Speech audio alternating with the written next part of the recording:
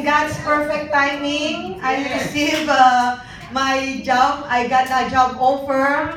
But what I wanted to share and to encourage every one of us, especially those who are looking or who are planning to have a change of career, in this season of mine, the waiting season, it's actually so prosperous and so fruitful.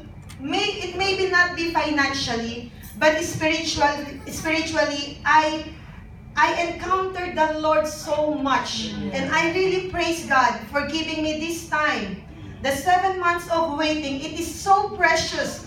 That will be the most precious time of my life, where I have encountered the Lord so dearly in my soul, that He even restored my soul during the process. He restored my soul, that even the things in the past, I have forgotten everything, that I don't even have to worry. I have 2 credit cards that I have to clear. But praise God, because God is so faithful in providing everything that I need. And there was never a time that I borrowed some money from somebody. Imagine, from 7 months, I'm paying my credit cards, and also at the same time, I'm supporting the family back home. But all praises to God for His faithfulness. And one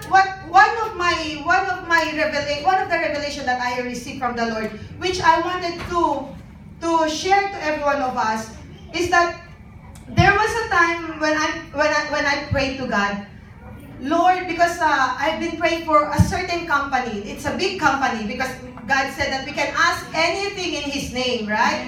But if it's not the will of God, how can we have it then? Okay, I'm asking, I pray. Lord, please allow me to work in that company. That is really my heart's desire. Lord, please allow me to work in that company that is really stable, the benefits is really good. But if you will not give me that one, maybe you can give me this. And then one time, God has convicted me.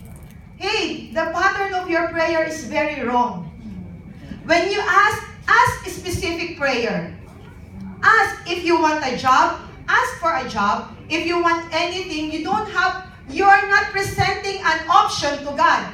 That, Lord, I want this one, but if you will not give me that job, you will not give me that position, okay, maybe this one will do. This one in another company, or if that one will not work, maybe this one. You know, God has reminded me, ask anything in my name, and specifically, ask the prayer. And then He did not tell us to give me an option. He did not tell to us, okay, pray and then negotiate with me.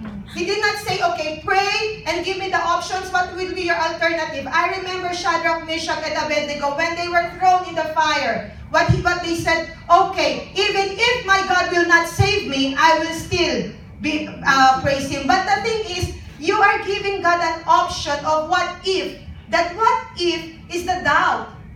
But what if God will not give me that job? What if, Lord, it is your will that for me to go back home? What if that is not the will of God? But what if I will just be specific on what God's desires, what is the desire of God that is placing in my heart to find a job? And so I changed my prayer. I did not give any options to God. Lord, I need a job. Period. And then at the end, Lord, I need a job, but not my will. Let your will be done. God asked us. God told us, when you ask, we should tell Him, not my will, but let your will be done. On that, we are declaring our faith. On that, we are giving Him the chance to move, to influence even the situations upon us. That even if it is impossible for us to have that job, even in this current situation, in this place, I believe that God will do something, because I have entrusted everything to Him. When we said, Lord, not my will, but let your will be done, it is a declaration of your trust and faith. But if you give so much options to God, that, Lord, if you give me this one, oh God, okay, Lord, God, if you give me this job, I will give you tithes. Lord, if you give me this job, I will be faithful in the service. I will truly serve you in the ministry. No. God doesn't want ifs in us. He asks us, ask whatever is in your heart, and ask Him, let your will be done. Amen? At that day when I received that offer letter, it is so amazing, because I'm doing my communion, personal communion in the house. And at that day, that is the only day that I silence my phone. That is the only day. Usually when I'm having communion, my mobile is it is not silent. But then at that day, I am really declaring that day, really there's something changed in my spirit, that my prayer is, I am already claiming. And I remember that I am even like hitting the bed, like, Lord, today, there will be some miracles that will happen. Lord, today is the day. And then I'm saying, Lord, today is the day. You have made this day. It is you who made this day. And so I claim it today. And then after that, after I prayed, I declared and all these things by faith, like I can, as if I'm receiving it. And then after that, I saw Miss call from Sister Merly. Actually, Sister Merly has there are so many stories from April. There is a position there that is supposed to be vacated, but then the person changed her mind. And so what I said, Lord, and no one can ever stop your will.